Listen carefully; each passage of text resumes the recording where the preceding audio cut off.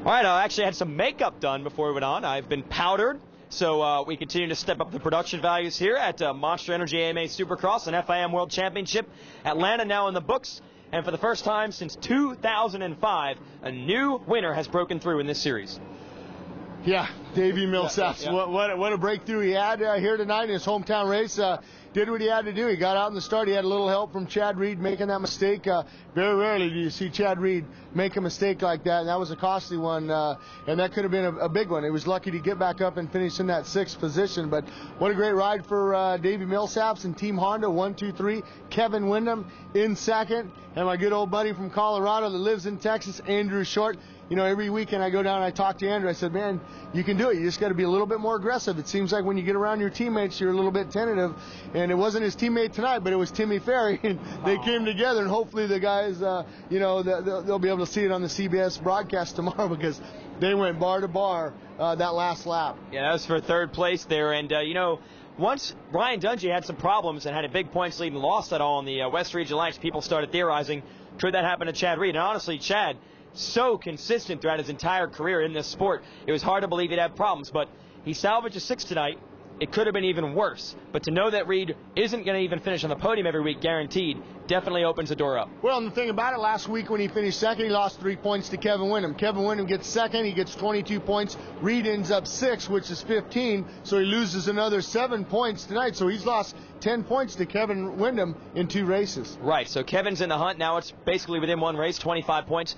But let's talk about Davey Millsaps and the momentum he built. He didn't just win the race. He didn't just get the whole shot and check out. He fought Reed, he pressured Reed, and actually had a better lap time than Reed in the main event when their best lap times are tabulated. Yeah, I think that was the key. That, you know, Chad Reed knows that Davey Millsaps is not going to do anything and run it in and get into a battle that we saw between Preston and Sorby in those heat races and last chances. But, you know, he did put the pressure on him, and Chad Reed, like you said, just made that one little bobble out of that sand section. They had a little hump, and he was jumping into the face of that jump, and the thing just rebounded and just kicked him up and over and put him on his nose. But the good thing is he got back up. I thought for sure something was going to be broke on the motorcycle, a lever, the handlebars, or whatever. But he got back up and he motored up to that 6th place. But Davey Millsaps, it was his night tonight, and you know, he deserved it. He's been putting in a lot of hard work. He's been through a lot, you know, with his arm pump, his stomach problems that he had, and he's been working hard with his trainer Johnny, I know, and it paid off for him tonight.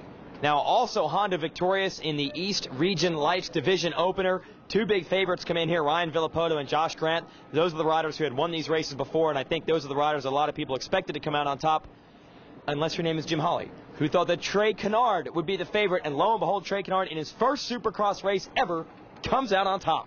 Well, he has nothing to lose. It's his first race. He can just go let it all hang out. I mean, Ryan Villapoto battling that wrist, and I told you in practice that he didn't lay down the lap times that we saw him win, you know, last year when he was out on the West Coast and he came away with that championship. He'd be clearly a second faster than everybody else, and that wasn't the case tonight. I knew his wrist was bothering him. Josh Grant had problems the beginning of the night. In the first practice, only went 1 lap, had a bike mechanical, comes back to second one, lays down a fast lap time. But you know what? It's not necessarily the guy who lays down the fastest time in practice. It's the guy who gets the checkered flag after 15 laps, and that was Kennard. And I said, you know, if Trey Kennard can get out front and get the whole shot, which he did, he collected $1,000 from Progressive, he gets out in front, and he has some breaks. You know, Sipes was back there, and Davalos, and Jake Moss at one time, but he was able to pull out a 7-second lead. That's where he's dangerous at, just like Kevin Windham was dangerous last week in Houston. When he's able to pull out that lead, and you're comfortable like that, as a rider, you don't have no pressure on you. You just ride your own race, and you have fun, and he's having fun right now. We'll see if the pressure comes next week. You know these guys are going to rebound. Grant was able to dig out a top 10 finish after crashing in the first turn and then crashing into Villapoto. Villapoto went down. Villapoto's got the big hole to dig out of. We're hoping, first of all, he's okay at all, but he scored 0 points tonight. Yeah, he did, but unlike last year, Ben Townley, who rode for Mitch Payton in the Pro Circuit Monster Energy team, you know, he didn't score any points here either in Atlanta. He came away with the win, the championship, and took it all the way down to Detroit. So, I don't think you start counting. The main thing is with Villapoto is how is that wrist? Are we going to see him next weekend in Indianapolis? I mean, he was down and he was holding his wrist, and he got back up and he was holding it again, and I didn't think he was going to get on the bike. He gets back on the bike and he rides it around, then he pulls in the mechanics area, and he's got to regroup along with Josh Grant. But how about those KTMs? second and third. Martin Davalos and Sipes, and then Moss finishing up fourth, and he had a chance to get that Yamaha up there on the box. Yeah, so some of the teams who have had trouble over the last couple of years, KTM and Honda, all the reason to celebrate tonight. Honda takes both wins. They sweep the podium in the Supercross class. They take the win with Trey Canard in the Lights class, and KTM takes second and third with Davalos and Sipes. We'll see. The pressure is going to be on those guys to try to repeat it again next week at the RCA Dome in Indianapolis, and we'll be there. And you mentioned that RCA Dome. This track here tonight was designed by James Stewart.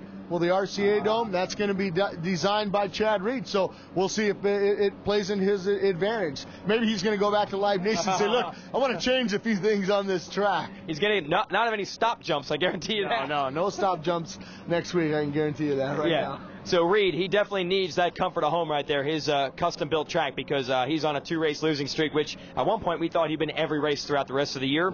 It's not going to be that easy, so you got to tune in with us next week on SupercrossOnline.com from Indianapolis.